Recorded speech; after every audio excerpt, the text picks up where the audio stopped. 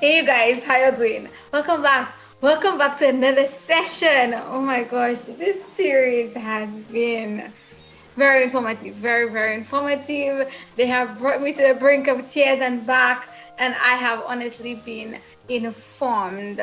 Welcome back to Angie and welcome back to Kiana as we continue on our series Battered. So, the last time we were here, we were having a wonderful discussion about the types of abuse. We're going to continue that discussion today. Let's go more in depth to the different types of abuse there are. The last time we spoke about some of the different types of abuse. Today we're going to delve a little bit deeper. Today we're going to be addressing physical abuse. We're also going to be looking at economical or financial abuse, and we're also going to be looking at social abuse. Of course, the social workers here, they're going to expand. I'm just here to learn and to share with you guys, of course. Let's start with physical abuse. Hi, Kiana. Start us off. Tell us a little bit about physical abuse. And today, don't forget, people, we're talking about intimate partner abuse. It's in the relationship, it's happening. Let's talk about that. Okay, so physical abuse is probably one of the most well known types of abuse. As we mentioned in our previous episode, it is visible. And physical abuse in a relationship, it often starts with a punch or a slap, and then it becomes bigger, it grows into something bigger. And it involves using physical force against an individual, which causes harm to them. And there are different ways that different types of physical abuse. There's scratching or biting, pushing, shoving, kicking, there's choking or strangling, throwing things after the victim, using weapons or objects to hurt. And there's also physical restraining, pinning you against the wall, the floor, the bed, or any of those areas. Listen, this is serious. This is sounding like a whole battlefield. And this is a relationship you're talking about. And that's sounding like a whole battlefield with all these things happening there. This is this is on another level. Let's talk about, and we're gonna talk about it like in a combination in a while, but I just wanna touch each of them individually for a bit. Let's talk about social abuse, Angie.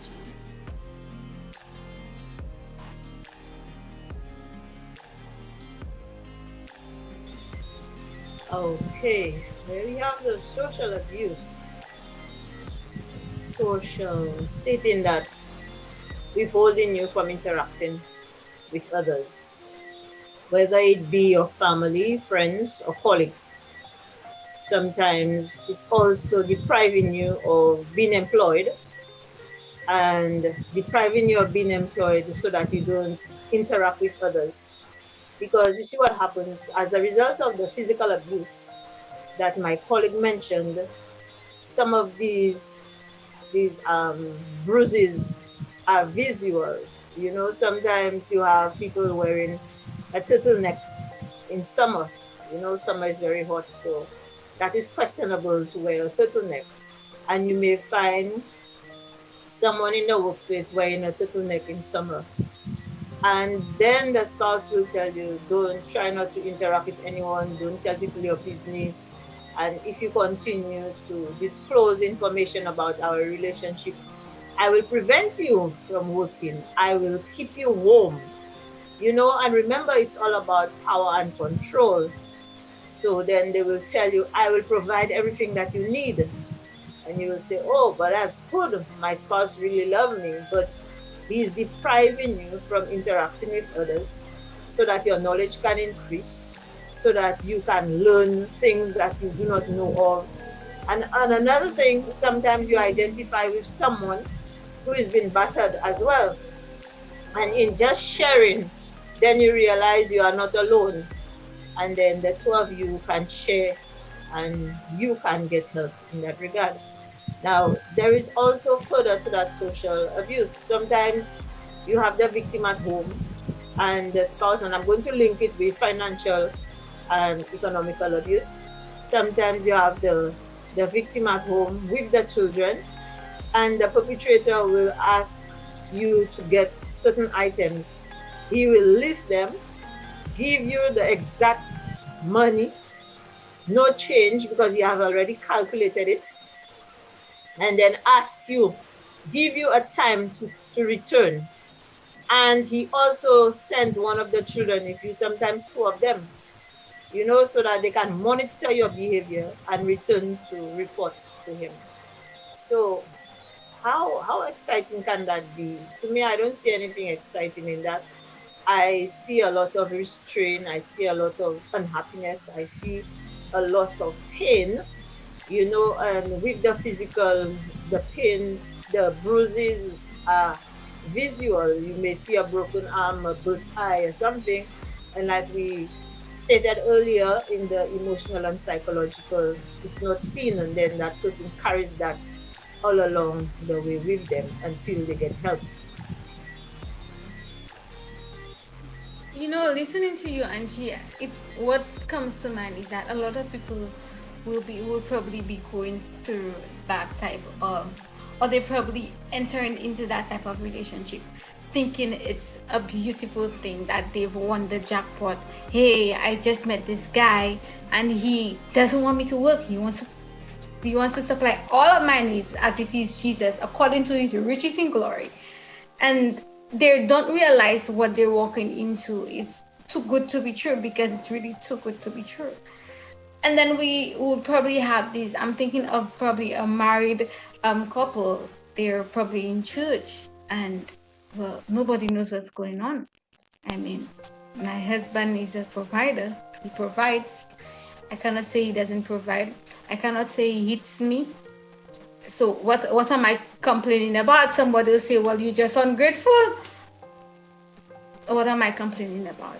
And then this person is going through that type of abuse. I want to bring it home for the viewers that this is a mental thing, and I want you guys to help me bring it home, that this is so much bigger than, oh, you're just being ungrateful. This is so much bigger than, oh, you just have to like look at it from a different perspective. Help me bring that home for our viewers.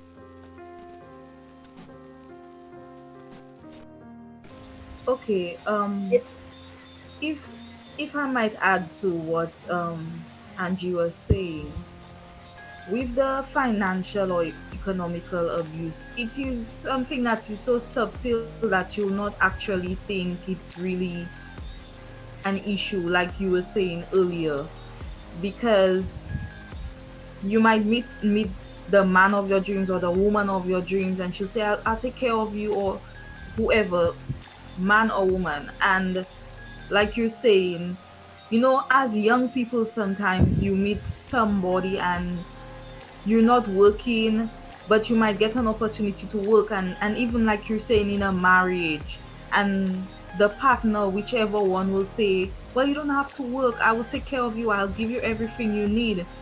And you believe it because, of course, that's your partner, that's your safe space. So of course you believe that individual. But then you have to bring back receipts for everything you buy. You have to account for every cent. Your money, your savings is no longer yours. Now, I don't want to say that, because every couple has the way they maintain their financial status when it comes to a marriage. But with the financial abuse, your money is now, they take complete control of the money. You have no say as to how the money is being used. You cannot get any money for yourself to do any personal thing. If you need money, you have to come to that individual to ask for money. And that is not okay in a relationship. You know, if you're an adult, you shouldn't have to beg for money. And this it drives into the social abuse, because then you give up your job because your partner wants you to stay home. And in these hard COVID times, you get a job and he doesn't want you to work, or she doesn't want you to work. And it's not just that, they're telling you where they think you should work. But remember, the whole kind is control and power. So that individual wants to be the one dictating how your life should go. And with just to go back to the physical abuse, if when most times the perpetrator, he makes the victim feel like it's their fault, that they've caused them to instill harm on them. And all of those things, when we go deeper into it, we'll understand why the perpetrator does those things. But like the social abuse, you'll not think it's anything, it's not that deep. Sometimes you'll say it's not that deep. Maybe my partner is seeing something in my family that's really true and I need to stay away from my family. Or I shouldn't have friends. He's my best friend and it's about the two of us only, and I don't need anybody. I need him, I need her, and it has to be just the two of us. But there's something wrong. And something we know that happens often now, in society in these days, social media. With the social abuse, your reputation is ruined. They share personal or private pictures or information of yourself.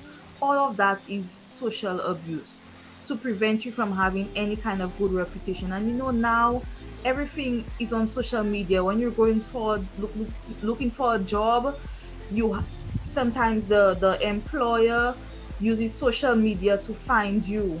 So when those things are exposed out there, you have no chance of getting a job. So all of those things are ways that the social abuse happens.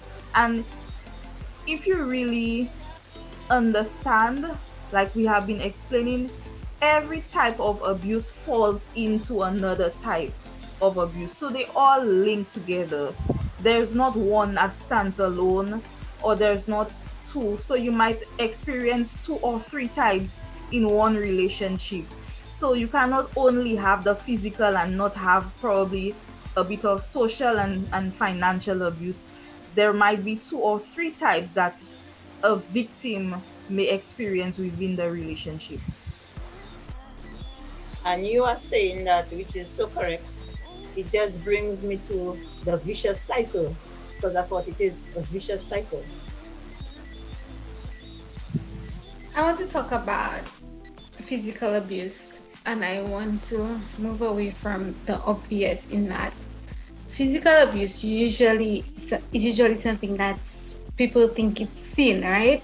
A broken arm, a black eye, and yes, like you all explained earlier, sometimes they do it because they attack the face. But I also know of cases where they they abuse the victim in a place where people don't see. So it's like the back, or maybe I'm trying to think of places that's covered. These days it's hard to think of places that's The always thigh. the thigh. You know what? Like, help me to understand this, right? So they're abusing the victim. Then the victim now is helping them by wearing the clothes. I would not say they're helping them, but they're protecting their image. But I also feel like I don't know what is happening. Why is the victim now not running to say like, okay, look, I have a scar there, look quickly. The guy's not always there. Why can't you just like, look, I have a scar, or look something. He's it's right there. If you just look, you will see it. What's stopping that person from just saying that? There is a lot of fear. The perpetrator drives fear into the victim and tells the victim, if you let anyone know what is happening with us, our relationship supposed to be private, nobody not supposed to know what is going on. And they threaten them as fast, telling them, if you go to the police, I will kill you. These words are said, I will kill you. When you hear these words, of course you'll be terrified, because all of us appreciate life. So one of the most prevalent words that are said is, I will kill you. It's putting fear, instilling fear in the victim. And another thing, if that victim doesn't have support, What if I show you my scar and you are my partner's friend and I was not aware? And you go back and tell my partner that when my partner comes home, more licks for me, more scars. The perpetrator putting the iron on and you'll think it's his clothes he is asking you to come and iron for him. And he's preparing to place that iron on your back, on your thigh, on your arm, somewhere. This is very painful talking about it, but this is the harsh reality of life. And I just hope this information falls on the right ear so that they could get out of the abusive relationship that they are in. This is the whole thing about sharing this with you. It's not just for because we have the information, but to help someone get out of the unhealthy relationship. Yes, and I would like to add to what she was saying. Um, when we go deeper into it, we'll really understand sometimes why women stay in those relationships. And like I was saying earlier, because there are different types of abuses happening in that one relationship. For example, with the financial and the social, the victim is dependent on the perpetrator. So, for instance, you're not working and you're dependent on him for money, for food, for your basic needs. Just think about your basic needs. He has to give it to you. Now, because there is already a disconnect with your family or your support system, and you're so dependent on him, he knows you have nowhere else to go. So, the victim now, or he might even make her think, or make the victim think that I didn't mean to, or I did it because I was under the influence of alcohol. Or if the perpetrator might be someone who abuses drugs, he might say, I didn't mean to do it. It was because I was drunk, or I smoked, or whatever it is. So now the victim believes it. And again, because there are different types of abuse happening, so they might have an intimate moment, and that would the perpetrator would try to use that to make the victim feel like everything is okay. But it's difficult to understand right now because we haven't really indulged very deeply into why women stay. But when we get to that topic, then we will understand why the victim stays in those relationships. But these are just some of the reasons why you find the victim stays or hides. And remember, again, there is a stigma attached to domestic violence. And a lot of times, especially in St. Lucia, you hear people say, oh, the man beating her so much and she still with the man. But we don't seek help for the person. Instead, we talk about it, we share it with the neighbors, we laugh about it, we publicize it instead of trying to protect the person or trying to seek help for them. So if a victim already knows that people are scorning them or laughing at them, it doesn't make it easier for them to get out of the situation. But if anyone who's listening to us right now, if you're in that situation, there is hope and there is a way out for you. Alrighty, we're coming to an end. Um, let's speak. They say a word is good for the wise. I want to speak to young people that are entering into dating. You know, let's look at the early signs of and we're not talking about the signs of the abuser, but I'm just talking about like for physical dating. Sometimes for physical abuse, sometimes when you start dating, you have like the jokey joke, there's a slap, a jokey joke punch, jokey joke, everything is like as if it's funny. Is this funny? Is it me being paranoid that leaks does not mix with fun? Is it just me being paranoid when I like no. No leaks attached. Because you see, the simple thing like just pulling you roughly, that in itself is telling you you need to behave yourself. But just pulling you. I didn't say anything, but I pulled you. Sometimes I pull your hair. Sometimes I hold your hands tight in public. I'm walking with you, and because I say something to you and you didn't like it, I'm going to squeeze your hand. and it looks so beautiful. And let me tell you, these perpetrators are so tactful. They will squeeze your hand, you in pain, and they have a smile on their face, and even come to show some intimacy as well, so that you could put yourself in check and don't show any sad continence, because you are in public and you are under my authority and I am in control. And these are the little things that the youth need to be very vigilant of. Sometimes you have a hairstyle, you love your hairstyle, you see you look so pretty. And when he sees you, he say, what nonsense is that? How is so you comb your hair? And a tug, a tug. Sometimes the tug, your scalp is so sensitive, the tug turns to a headache, and all of that entails the physical abuse. Sometimes people may look, he didn't break my arm, he just pinched me, we were just playing, he just pinned me down the bed, we were playing. But that's how it starts. It starts small. Remember, in order for you to get a plant, you have to put a seed in the ground, and when the seed is laid in the ground, then it grows into a tree. So the same can happen with different types of abuse. If they are not curbed early o'clock, then they become chronic, and we do not want that.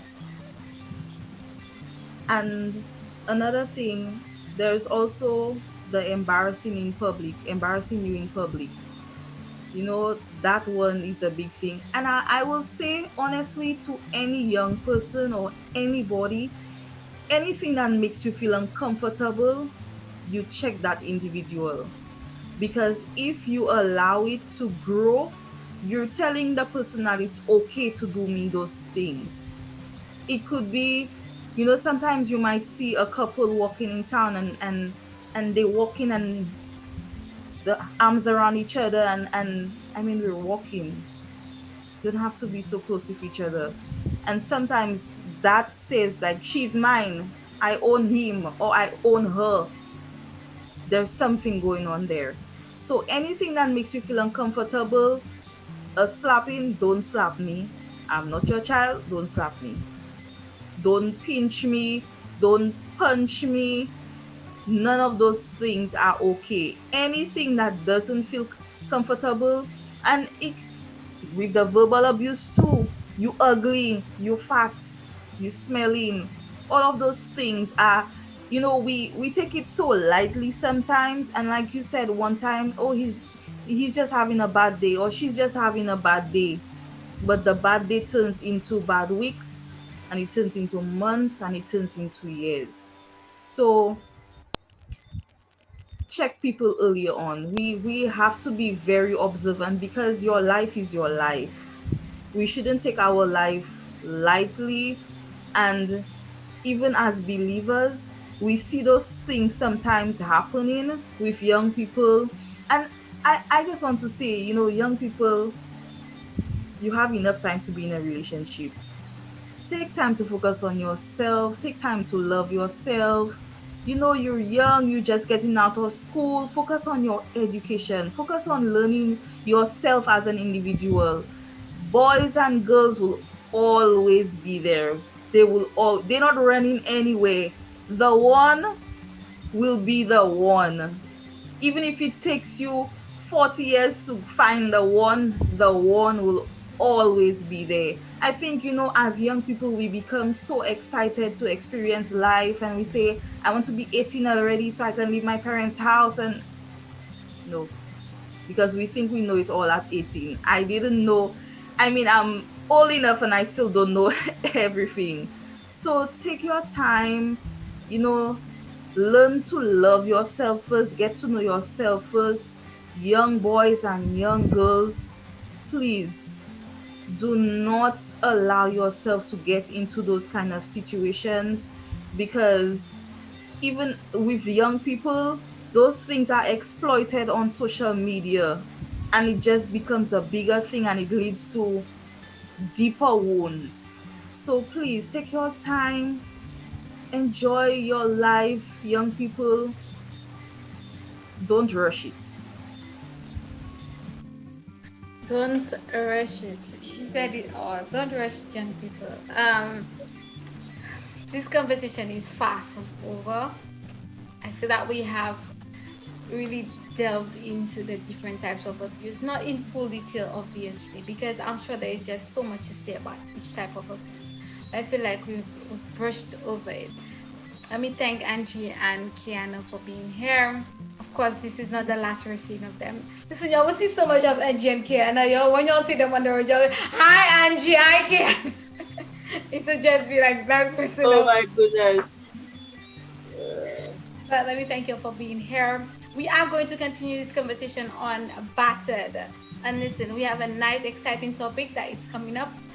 If you want to know the topic, you just have to come for the next session. You just have to keep tuned. So that means you need to subscribe, you need to click that notification bell, you need to like this video, and most definitely, you need to share this link for somebody who may need this information. And like I said before, the person you think that does not need this information may need this information. Because like we said, sometimes the abuse is hidden and it is hidden very well.